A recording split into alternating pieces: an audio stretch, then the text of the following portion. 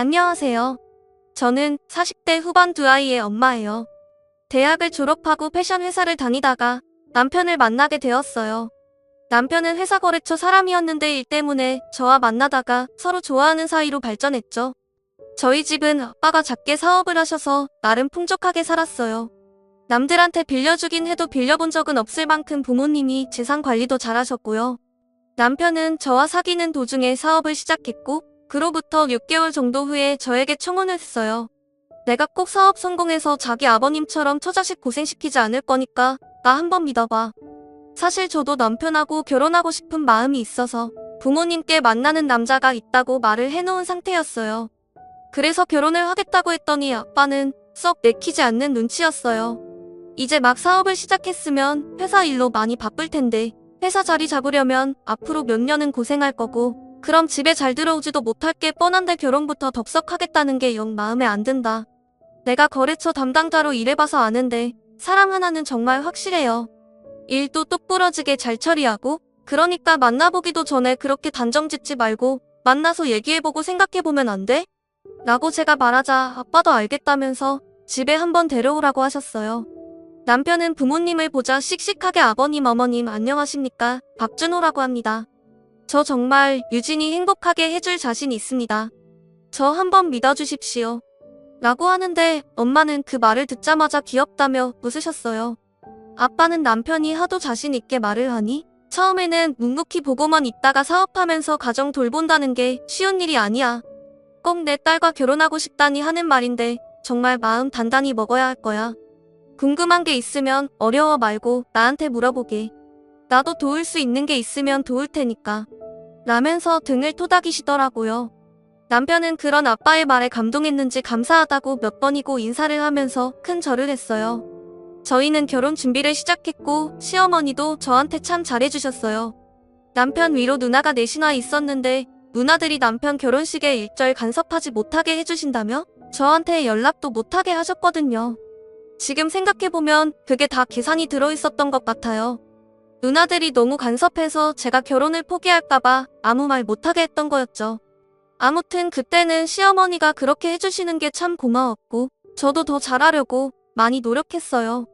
그러다 보니 생각했던 것보다 혼수도 더 많이 해갔고 시어머니가 지나가면서 마음에 든다고 했던 것도 다 눈여겨봤다가 나중에 가서 전부 사가지고 갔죠. 그런 거 보면 참 사람을 어떻게 움직이는지 잘 아는 사람들이라는 생각이 들어요. 한 번은 결혼 전에 시어머니가 친구들에게 자랑하고 싶다며 저를 모임 자리에 부르신 적이 있었어요. 얘가 우리 며느리 김유진 어때? 너무 이쁘지? 너네 며느리는 이렇게 귀엽고 고급져? 라며 저를 막 추켜 세우시면서 내가 왜 없는 돈에 니들 밥까지 사겠어? 이렇게 비싼 장어집에서 다 이런 며느리 얻으니까 내가 좋아서 그런 거지? 라고 하시길래 저는 그것도 고마운 마음에 제가 식사값을 미리 계산하고 오기도 했거든요. 저희 부모님도 부모님대로 남편이 사업 시작하느라 돈이 많이 들었을 거라며 웬만한 건 저희 집에서 하는 걸로 해서 제 혼수 비용으로 돈을 정말 많이 쓰셨어요. 제가 큰딸이라서 그러신 것도 있는 것 같아요. 그렇게 저희는 양가 축복 속에서 결혼을 하게 됐고 경기도에서 신혼살림을 시작했죠. 남편은 정말 최선을 다하는 게 보였어요. 회사 일 때문에 늦게 올 때도 많은데 집안일도 많이 신경 썼고 주말이면 꼭 저보다 먼저 일어나서 청소도 했고요. 그런 모습들에 저는 더 남편을 신뢰하게 됐고 시간이 지나고 임신을 해서 첫 아들을 낳았어요. 결혼하고 2년 반쯤 됐을 때였어요. 남편은 사업을 좀 더 확장하느라 바빴는데도 제 옆을 지켜주고 많이 기뻐해줬죠. 시어머니도 집안의 첫 친손주가 태어났다며 온 동네에 떡을 돌리며 좋아하셨어요. 그리고 그 무렵부터 남편은 친정에 손을 벌리기 시작했어요. 자기, 장인 어른한테 말씀드려서 사업 자금 좀 어떻게 안 될까? 지금 거래처 터놓은데 꽉 잡아야 되거든. 응? 부탁 좀 하자. 처음에는 남편이 애쓰는 것도 안쓰러웠고 사업도 잘 크면 좋겠다는 마음에 아빠한테 말씀드렸죠. 아빠도 흔쾌히 남편에게 사업 자금을 대주셨어요. 그렇게 한 번, 두 번이, 세 번, 네 번이 되고 여러 번이 되었어요. 그 사이 저는 둘째 딸을 낳았고요. 남편은 병원에 늦게 오긴 했지만 그래도 딸이 태어나는 걸 보긴 했어요. 아들만 있었으면 섭섭할 뻔했는데 딸도 생겼네. 내가 진짜 복이 많은가 봐. 당신 같은 아내의 장이 늘었네. 애들까지. 정말 고마워. 라며 장미꽃을 한아름 사와서 저에게 안겨줬어요. 시어머니도 수고했다며 좋아해 주셨죠. 그런데 둘째를 낳고 나서부터 남편은 일이 더 바빠졌다며 전부 다 집안일에 신경을 못 쓰더라고요. 저는 얼마든지 그럴 수 있다고 생각하고 늘 남편을 격려했어요. 그래, 당신 사업하느라 얼마나 고생이 많겠어. 내가 아빠가 사업하는 것도 옆에서 봐서 하는데 사람들이 아는 것처럼 가만히 앉아서 되는 일이 아니더라고.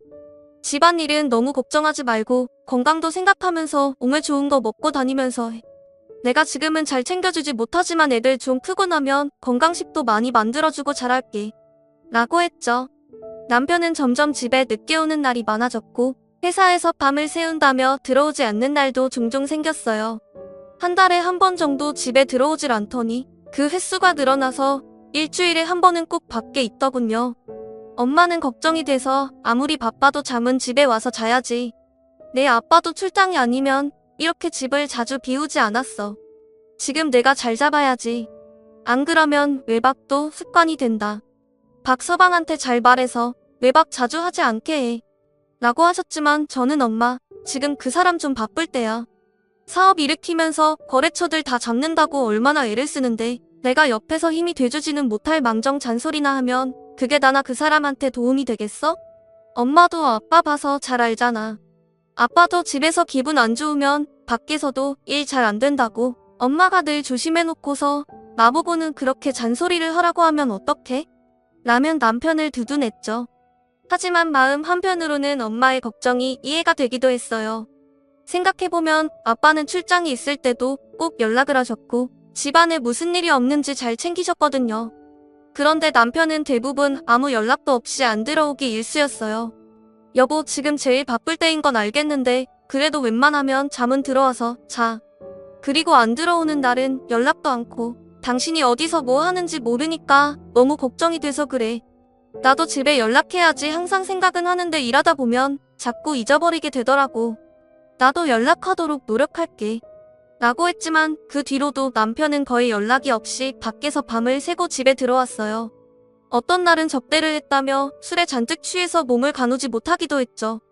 저는 혹시 밖에서 다른 여자를 만나는 건 아닌가 하는 마음도 들었지만 그런 생각을 하는 게 남편이 그동안 보여준 걸 무시하는 것 같아 애써 부인했어요. 남편은 그 뒤로도 몇 번 더 친정에 손을 벌렸고 아빠는 최선을 다해서 남편을 도와주셨어요. 그런데 아빠 사업에 어려움이 생기기 시작하면서 친정 재정이 조금씩 나빠졌어요. 아빠는 혹시나 하고 라고 물으셨지만 남편은 그때마다 아직은 어려운데 어떡하지?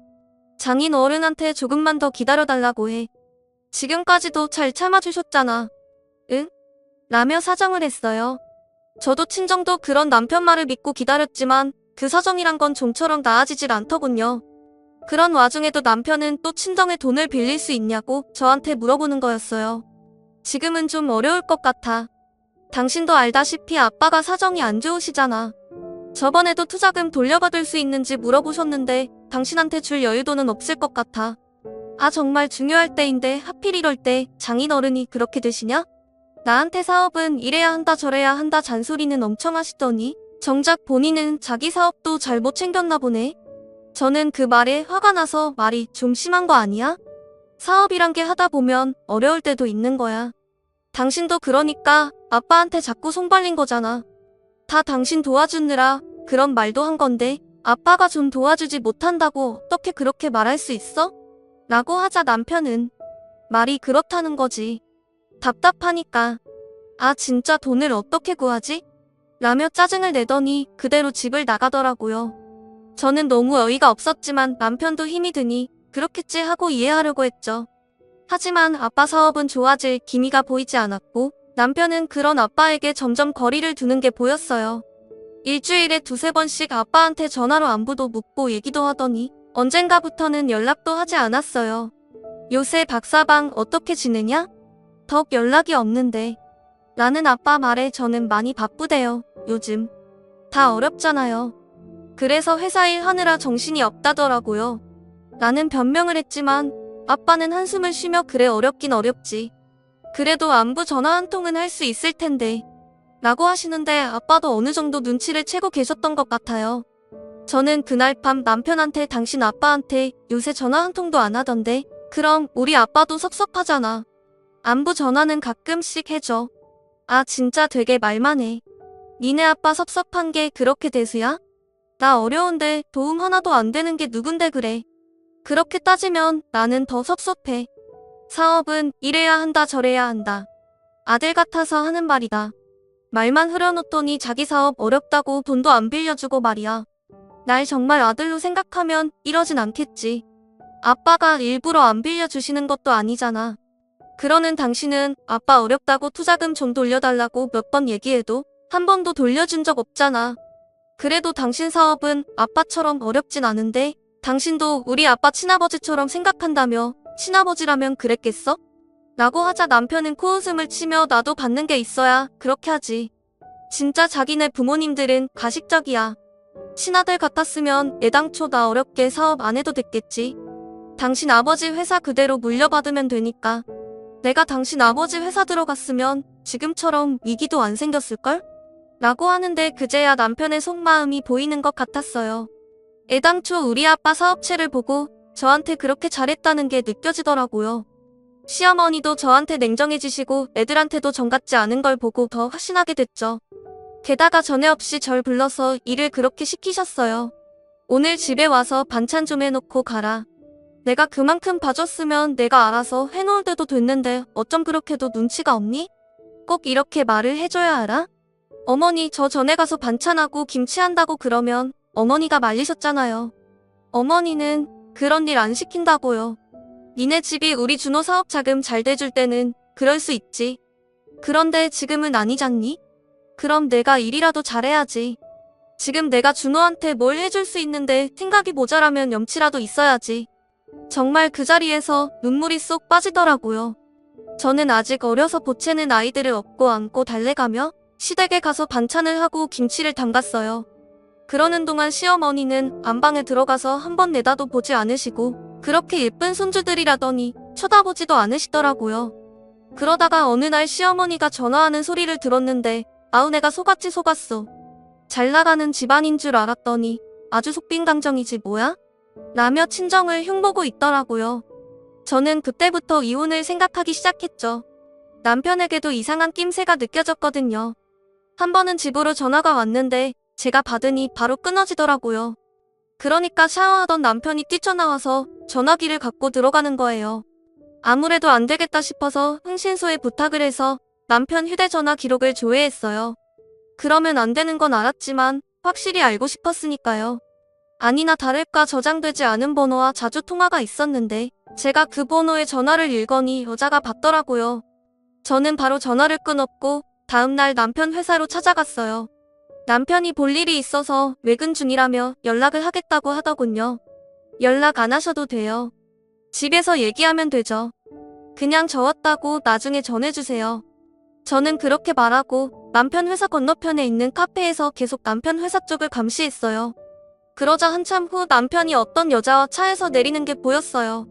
둘이 서로 팔짱을 끼고 회사 현관 문 앞까지 오더니 헤어지더군요.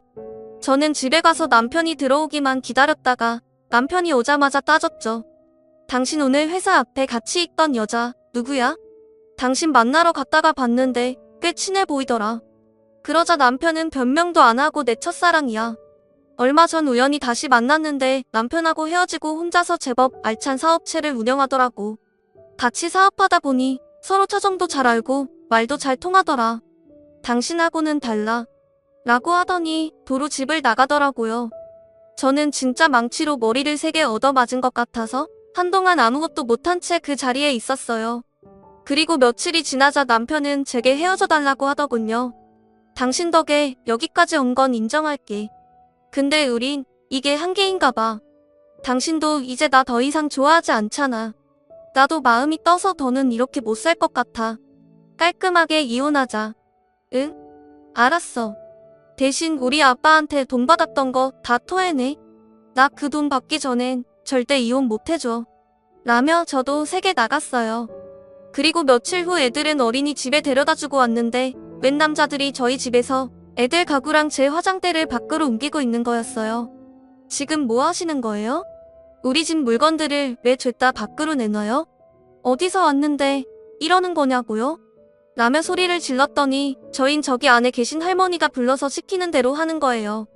라고 퉁명스럽게 대답하더라고요. 제가 서둘러 집에 들어가 보니 시어머니가 거실 소파에 떡하니 앉아서 사람들한테 일을 시키고 있었어요. 어머니, 이게 다 어떻게 된 거예요? 애들 침대랑 책장을 왜 빼요? 제 화장대는요? 너도 다 알고 있다며? 준호대학 때 여자친구 만나는 거. 그러니까 긴 말 안 하마. 이제 서로 도움이 되지도 못하는 사이인데 계속 같이 살아봐야 좋을 게 뭐가 있겠니? 이쯤에서 서로 갈 길 가는 게 더 낫지 싶다. 애들 어린이집 끝나면 너네 친정으로 데려가. 그럼 이걸 다 지금 저희 친정으로 보내신다고요? 저 이렇게는 못 나가요. 아빠가 그 사람한테 어떻게 했는데요?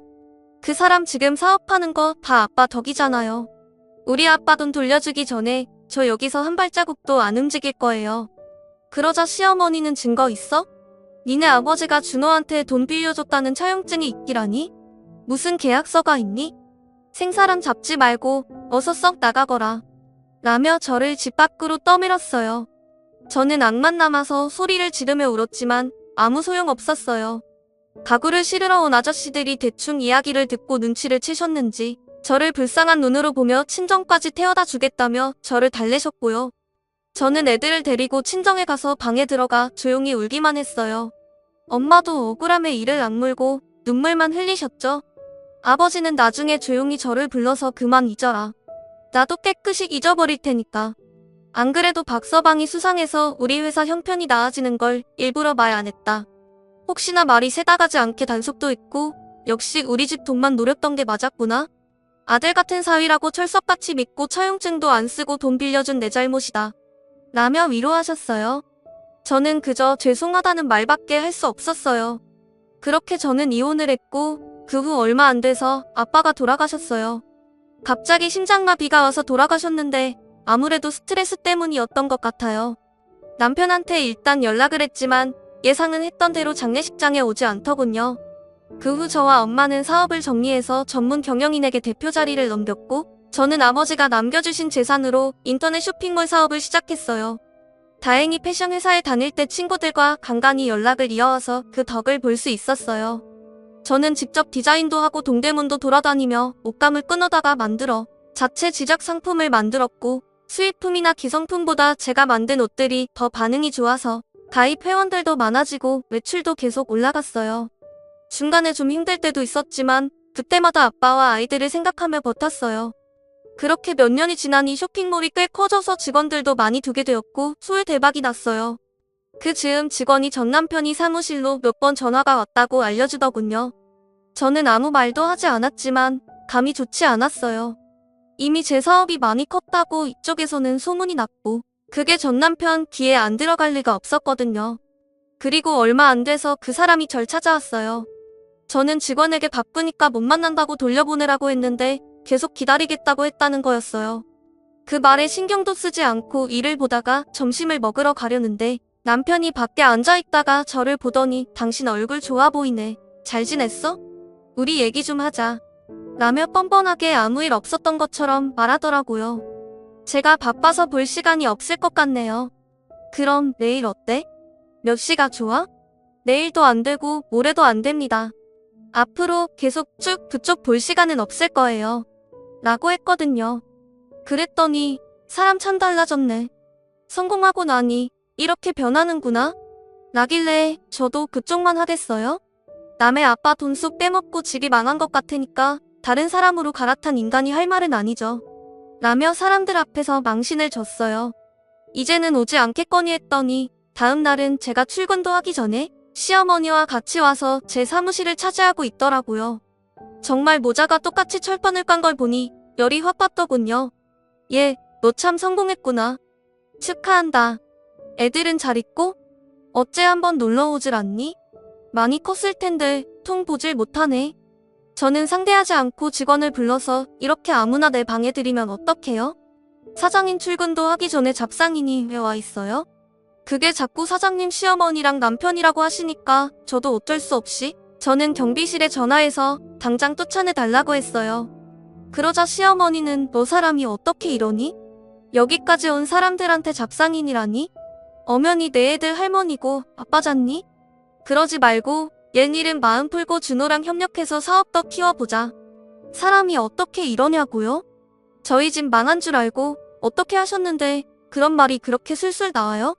남의 아빠 돈도 꿀꺽했으면 미안한 줄 알아야지. 어디 와서 형패해요? 그 잘난 사업되게 새 며느리랑 하면 되잖아요. 라고 하자 남편이 그 여자가 속인 거였어. 내 사업체랑 합병해서 키우자더니 다른데 매각해버리고 돈 다 들고 잠적했다니까. 여보 당신 잘 됐으니까 우리 같이 해보는 게 어때? 내가 수익에서 당신 아버지한테 빌렸던 것도 다 갚아 나갈게. 우리 예전에 좋았잖아. 한번 해보자. 나는 그럴 생각이 전혀 없어. 친정 망했다고 그렇게 독하게 굴더니 아주 웃기지도 않네. 그리고 지금 말한 거 내가 지금 휴대폰으로 다 녹음했으니까 곧 고소장 날아갈 거예요. 우리 아빠 돈 토해낼 생각이나 하고 있으세요? 그때 경비원들이 들어와서 두 사람을 양쪽에서 끌고 나갔어요. 여보 한 번만 좀 봐주라. 나 재기하게 도와줘. 얘야 내가 이번엔 진짜 잘하마. 애들도 잘 봐줄 수 있어. 저는 그냥 사무실 문을 쾅 닫고 들어와 버렸어요. 그리고 변호사를 선임해서 아빠 돈 떼먹은 걸 고소했죠. 물론 증거가 많지 않아서 어려울 거라는 건 알고 있었고 돈도 거의 돌려받지 못했지만 그냥 넘어가기에는 너무 억울했거든요. 그렇게라도 해야 하늘에 계신 아빠가 속이 좀 풀릴 것 같았어요. 저나 엄마도 그렇고요. 저는 지금도 혼자서 아이들을 키우면서 사업을 하고 있어요. 친정엄마도 애들 돌봐주시고 많이 도와주시고요. 결혼은 다시 생각하고 싶지도 않네요. 물론 세상에 좋은 남편들이 더 많다는 것도 알지만요. 저는 이제 남의 편인 시댁이라면 사용하고 싶네요. 이렇게 사연을 털어놓으니 속이 좀 많이 후련해지는 것 같아요. 얘기 들어주신 여러분들 정말 감사하고요. 모두 좋은 일만 넘치시길 바랄게요. 하늘이 스스로 돕는 자를 돕는다는 말이 정말이더라고요. 다들 희망을 잃지 마시고 화이팅 하세요. 좋아요와 구독은 저에게 큰 힘이 됩니다. 오늘도 좋은 일 가득하세요. 감사합니다.